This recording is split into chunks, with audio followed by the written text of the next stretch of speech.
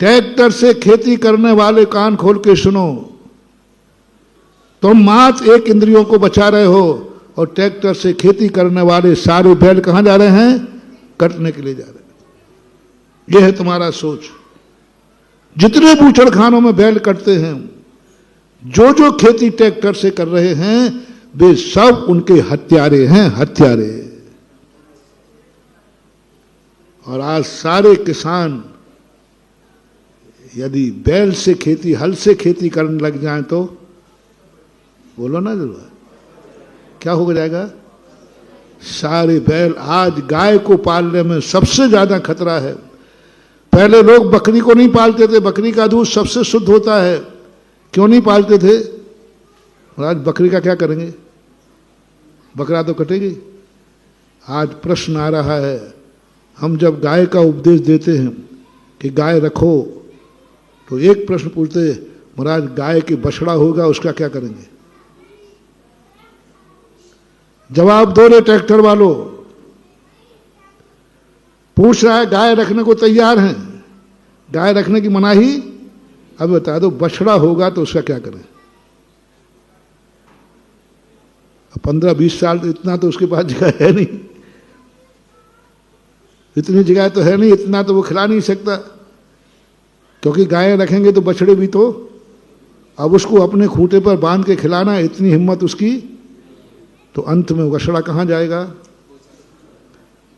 तो लोग गाय नहीं रख सकते। आज गाय भी कटेगी, बछड़ा भी कटेगा, मात्र एक कारण है कि तुमने बैल का उपयोग कम, खेती बंद कर दी, स्कूटर बंद कर दिए, स्कूटर आ गए, गाड़ियां आ गई। पहले एक दूसरे जगह जाने के लिए क्या प्रयोग होता था? बैलगाड़ी थी। सुनो रे विज्ञान को, पढ़े लिखे मूर्खों, बैलगाड़ी होती थी, बैलों का उपयोग होता था, गड्डी होती थी, बैलगाड़ी वो डिग्गी होती थी, दो घूमने जाते थे आराम से। लोग घोड़ों पे बैठ के जाते थे। तुम सोचते हो इनको दुख होता है? कभी नहीं होता। आप बैल को खोल के देख लीजिए, बैल लौट के कहां आएगा? यदि दुख होता तो लौट के आता? बैल भी जानता है कि किसान हमें कष्ट देता है, लेकिन हमें प्यार भी करता है, और यही हमारी जिंदगी सुरक्षित है, क्योंकि नहीं तो मेरा रास्ता बूचड़ खाना है। ये ऋषभ देव के सोच देखो। यदि ऋषभ देव भी ट्रैक्टर बनाना सिखा सकते थे, ऋषभ देव भी सिखा सकते थे और स्पष्ट कहते थे, ए जैनियों खेती मत करना, खेती में हिंसा होती है। नहीं कह सकते, नहीं कहा उन्होंने। और बल्कि वैश्यों को, तुम लोग अपने आप को वैश्य मानते हो, क्षत्रिय हो वैसे तुम, लेकिन फिर भी आज किस में मानने लगे तुम? वैश्य में, बनिया जाति में आते। और बनियों के लिए उन्होंने स्पष्ट कहा कृषि और व्यापार। पहले कृषि कहा, बनिया को सबसे पहले खेती करना चाहिए, ये ऋषभ देव का उपदेश था। और बैल से करना चाहिए, ये ऋषभ देव का उपदेश था।